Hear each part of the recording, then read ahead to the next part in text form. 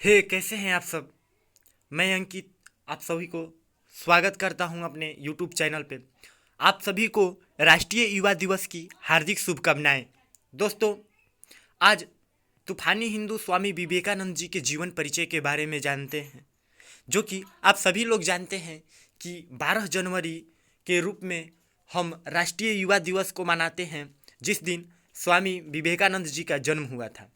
आते हैं उनके जीवन परिचय के कुछ मुख्य बातों को जानेंगे। तो उनका पूरा नाम था नरेंद्र दत्त। उनका पूरा नाम था नरेंद्र दत्त, जो कि इनका जन्म हुआ था 12 जनवरी 1863 ईस्वी को कोलकाता में। 12 जनवरी 1863 ईस्वी को कोलकाता में जन्मे स्वामी विवेकानंद जी का बचपन का नाम था नरेंद्र दत्त।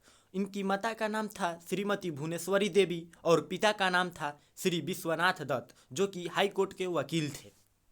इसके बाद देखते हैं इनके गुरु रामकृष्ण परमहंस है। इनके गुरु के बारे में कहा जाता है कि जब स्वामी विवेकानंद जी ने पूछा कि क्या आप भगवान को देखे हैं, तो उन्होंने बताया कि हाँ, हम आपके अंदर और अपने अंदर सभी के अंदर एक भगवान को देखते हैं।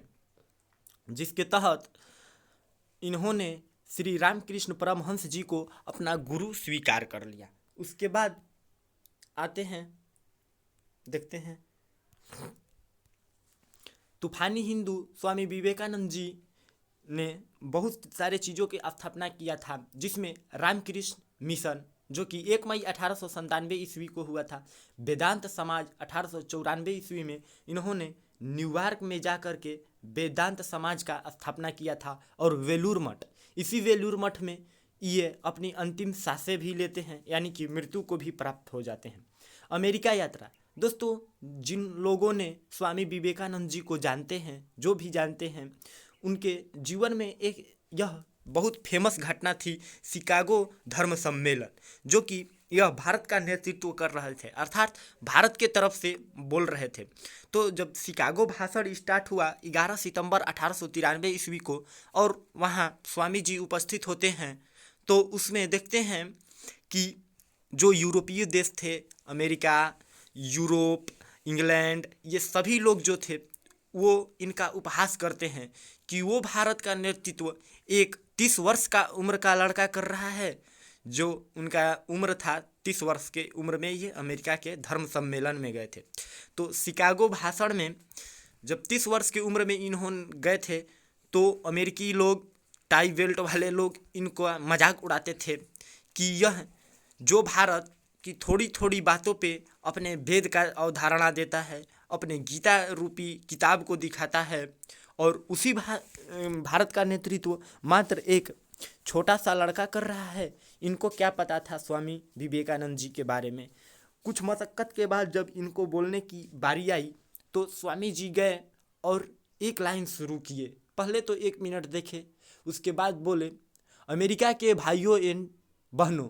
इन लोगों को लगा कि अरे आए हैं संस्कृत में बात करेंगे, लेकिन फराठेदार जब इंग्लिश में बोले कि brother and sister of America, America के भाइयों एवं बहनों, तब अचानक उन लोगों को यह लगा कि ये क्या, जिस व्यक्ति से हमारा धर्म का मेल नहीं है, जिस व्यक्ति से हमारी भाषा का मेल नहीं है, जिस व्यक्ति से हमारी जाति का मेल नहीं है, वह व्यक्ति कैसे हमारे को अपना भाई एवं बहन बता दे रहा है। अर्थात कि उन लोगों को बहुत ही शौक लगा, और तभी जान गए कि भारतीय अपने भारतीत्व को जरूर ही निभाते थे। और अगले दिन छपा कि अमेरिकी किताब में बहुत चीज़ छपा कि बहुत विद्वान आए थे शिकागो धर्म सम्मेलन में, लेकिन एक भारत का भी विद्वान आया था जिसने भारत के सनातन को अग्रणी रखा। उसके बाद इनके बारे में, उपाधि के बारे में बात करते हैं, तो इन्हें भारत के आध्यात्मिक गुरु कहा जाता है, भारत के आध्यात्मिक गुरु। और ये कहने वाले सुभाष चंद्र बोस हैं, जो कि स्वामी जी को आध्यात्मिक गुरु कहते हैं।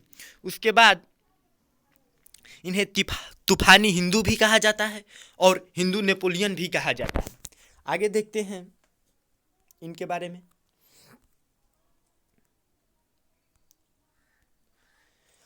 ये पूरे भारत का पैदल यात्रा किए थे। ये भी बात कहा जाता है कि स्वामी विवेकानंद जी पूरे भारत का पैदल यात्रा भी किए थे और 25 वर्ष के आयु के बाद ये सिर्फ गेरुआ वस्त्र पहना करते थे।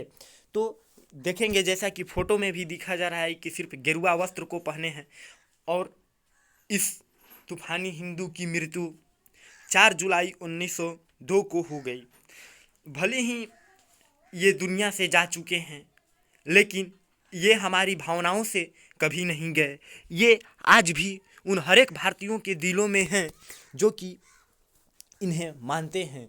हम इसलिए नहीं मानते हैं कि इन्होंने हिंदू धर्म को ही बढ़ावा दिया, बल्कि हम इसलिए भी मानते हैं कि भारत को एक अग्रणी, जो लोग कहते थे कि भारत कुछ नहीं है, वो अमेरिका में जा कर के इन्होंने भारत का लोहा मनवाया। और ये यही नहीं थे कि सिर्फ हिंदू धर्म के प्रचार में लगे रहते थे, बल्कि इनके ऐसे भी उपदेश थे जो कि सामान्य जीवन में अपना कर कितने लोगों ने महान बन गए। तो 4 जुलाई 1902 ईस्वी को बेलूर मठ में इनकी मृत्यु हो जाती है। इनका शिष्यों का कहना है कि स्वामी जी मरने से पहले इन्होंने बोला था कि अब हम शांतिमय तरीक़ों से रहना चाहते हैं। और इनका शिष्यों का कहना है कि हमारे से गुरु जी ने कहा था और हमारे विचारों में इन्होंने महासमाधि लिया है। और स्वामी जी हमेशा कहते थे कि हमें अपने धर्म पे कभी भी शक नहीं करना चाहिए। हमें ये कहना चाहिए कि गर्व से कहो कि हम हिंदू हैं, अर्थात हम हिंदू धर्म में रहकर ऐसे अच्छे अच्छे कार्यों को करें जिससे कि हमारा नाम हो। ये नहीं कि आसाराम बाबू जैसा हो जाए जो कि हमारे सनातन संस्कृति को बदनाम करके रखते हैं। तो बाकी यही विचार थी, मेरे को जितना भी पता है हम आप लोगों को बीच में शेयर किए। बाकी राष्ट्रीय युवा दिवस की हार्दिक शुभकामनाएं। और आप भी स्वामी जी के विचारों को अपनाइए और अपना करके आगे बढ़िए। बाकी वीडियो लाइक कीजिए, सब्सक्राइब कीजिए और शेयर कीजिए। जय हिंद। मिलेंगे अगले वीडियो में, तब तक के लिए जय हिंद।